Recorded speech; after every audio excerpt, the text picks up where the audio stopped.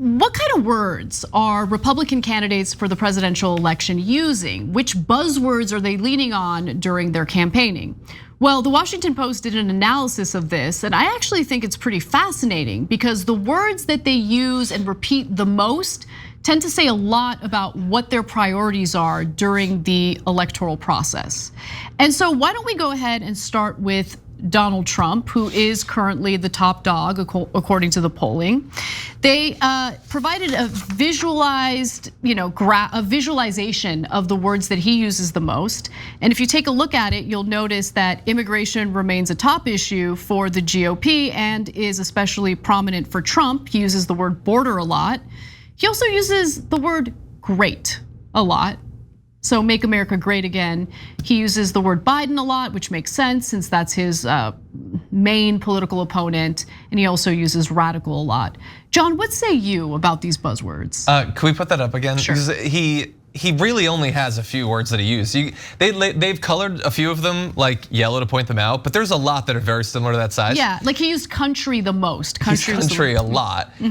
He used the word Trump almost as much as he used the word Biden. I know. You should not say your own name nearly that much. It's a super simplistic way of communicating.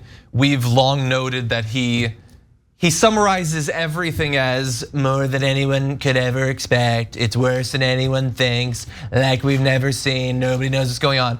Like, because he doesn't have specificity. He doesn't have actual information that he can invest into a thing. But it works. People like it. They, for some reason, see it not as ignorant, but as authentic. Yeah, and the thing is, he uses the word border far more than the other Republican candidates, which signals to me that he intends to lean into his bag of old tricks, right? So making a big deal about the border. And look, after doing that story about Marjorie Greene and how she, served as an obstacle to funding the Department of Homeland Security, which of course is tasked with securing the border, I don't believe any of these people genuinely support the issues they purport to care about, right? Like it's just a prop for their political campaigning. I mean, Trump bragged about building a wall at the border. We know based on the evidence that's been reported on incessantly, that is not what happened. Yeah. So it's just they want the cookies without actually doing anything. Which, by the way, I don't really mind when it comes to some of the evil policies that they want to implement. Yeah, I'd prefer that they not do it, but yeah, and I'm glad that you have that because the fact that he is still talking about the border specifically more than the other candidates is, look, we all know that whatever message he gives, the stump speech that he does, it's gonna be xenophobic, hateful nonsense. But there are different flavors of it. And a lot of the Republicans have moved on. Like they'll still attack migrants, caravans, all that, but they don't focus on that stuff. The new flavor is attacking the LGBTQ community. Yeah, that's their target of choice for the exactly. moment. Yeah. And Trump is going to do that. He can't not. The base demands it. But I think for him, it comes more naturally to him to hate migrants. By the way, like, does the base demand it? Because that is, so the anti-LGBTQ garbage leading up to the midterms didn't really help Republicans much. It helped them in primaries. Again, it's like the Trump point. thing. I don't think it's 50% of the country, and it's certainly not 70% of the country, but it might be 20 to 28% of the country. Like it's basically, it's that same, the worst quarter of the country that often comes up in conversations about Trump. They are the literal worst. They're not enough to win a national election. They're not even enough to win state elections, even in areas that are ostensibly red or purple, like Georgia. But to win a Republican primary, they're way more engaged than anyone else. Yeah, the Republican Party genuinely has a conundrum on its hands because the primary outcome really runs counter to their desire to win elections. Yeah. Because once you move over to the general, it doesn't matter how much these Trump-backed far-right candidates try to like temper their messaging and make it seem like they're reasonable and moderate. Their previous campaigning during the primary makes it abundantly clear they're in line with Donald Trump, and elections at this point are mostly decided by independent voters, which is a growing faction of the electorate. And I think that it would be a mistake to assume that independents are the same as they were like back in the 1990s or early aughts. They're actually far more informed than previous independent voters. They just don't like either party, right? Like I kind of fall in that category right now. Like if we had open primaries here in California, I would definitely re-register as an independent, 100%. But then I wouldn't be able to vote in Democratic primaries, and that would be a problem because Democratic primaries matter. But anyway, getting back to Republicans, I don't know what they plan on doing. Like I don't like the so-called moderate Republicans who see this as a problem, and it is a problem to be sure. Don't really have a solution for it. So I think it's giving Democrats a lot more confidence, and it's also teaching them all the wrong lessons because they don't really feel like they need to do much more to appeal to Democratic voters. Yeah, it's interesting stuff. Anyway, let's move on to Ron DeSantis. Which words does he use the most during his campaigning? So he's used Florida a lot of times, 41 times, according to the analysis here, which makes sense, right? Florida is booming right now. There's a lot of positive press about Florida, and he wants to brag about his leadership in the state. So there's that. He also, tries to take some jabs at Trump by mentioning how he got reelected when Trump didn't. And so that's probably when Florida comes up as well. So DeSantis also brought up Fauci and COVID several times. There's another interesting way that DeSantis stands apart. So several GOP candidates use the word woke in their kickoff speeches, including Trump, who, like DeSantis, promotes parental rights and denounces critical race theory. But DeSantis leans more heavily into the new lexicon of the culture wars. He's the only contender whose kickoff speech decried DEI, diversity, equity, and inclusion programs, and ESG, a form of socially and environmentally conscious investing. No, that's all DeSantis is about. It's all about the anti-woke messaging all day, every day. I'm surprised that word didn't come up more often. That's all he really has. Right. Trump even jokes about how often people like him use that term. And DeSantis needs to find a way to differentiate himself from Trump because everyone sees him as a Trump creation, right? He tries to mimic Trump, even with his hand gestures. So he's decided, all right, Trump isn't really going into the woke category too much, so I'm just gonna really lean into that heavily.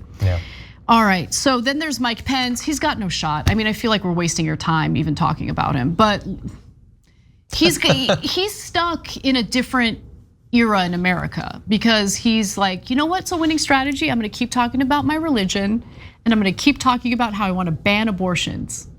People are gonna love it. So let's take a look at his bubbles. So he brings up the Constitution a lot. As the Post notes, the words Constitution, God, and life stand out for Pence. He uses Constitution a lot because of what he did on January 6th, so he brags about that. And that might be the only area where I would give him credit, his refusal to go along with Trump's nonsense on January 6th. God and life, though, represent his radical anti-abortion positions. And as we've talked about before, the anti-abortion stuff is not popular among voters. Even like, it depends on the polling, but in some polling, a slim majority of Republicans are like, no, we don't want to ban abortion in the first trimester. Other polling is close to 50%. We just talked about a poll out of Florida in regard to Ron DeSantis' decision to push for a 6-week abortion ban, something that he accomplished. And even, close to 50% of Republican voters are like, no, no, we don't like this. So, I mean, if Pence wants to go in this direction, by all means, have at it. But like, where have you been over the last, I don't know, few decades? Yeah, exactly. Where have you been over the last week? Does he not look like who are his consultants? I don't know. Again, I mean, the issue incentives-wise is always going to be that you do not have to run for the presidency because you want to win the presidency. You can run for a lot of other reasons. It sucks that that's a way that people just like start a podcast, sell a book, whatever. He definitely does not think that he has a chance of winning. I don't even know what he's selling. Cameo appearances, I don't know. Look at that face. But he's definitely not gonna get it. We Fox and Friends him, is what we did. But anyway, Trump is gonna kill him. They're not buddies anymore. No, not at all. Let's go to Nikki Haley. Yeah. So Nikki Haley has used the word America quite a bit. As you can see, Nikki Haley's speech struck a more, constructive tone than most of the other candidates, with words like proud, together, strong, and love appearing more often in her speech than the others. Only Senator Tim Scott's speech was as upbeat as Haley's. I wonder why that is. You've got a woman, right? Look, let's just keep it real. Women and candidates who happen to be black or with a different background, I feel like there's more pressure to seem agreeable and friendly, and they're held to a different standard.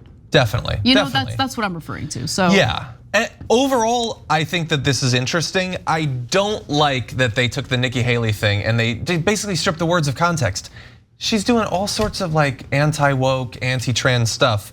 But she said the word together, so I guess it's more upbeat. Not if you're part of one of those groups. It's not registering because it's not as aggressive as what you hear from Donald Trump and Ron DeSantis. I guess. So, and then finally, Chris Christie, which words does he use the most? Chris Christie went hard on the idea that politicians like Trump and Biden makes the country smaller and we should be bigger instead.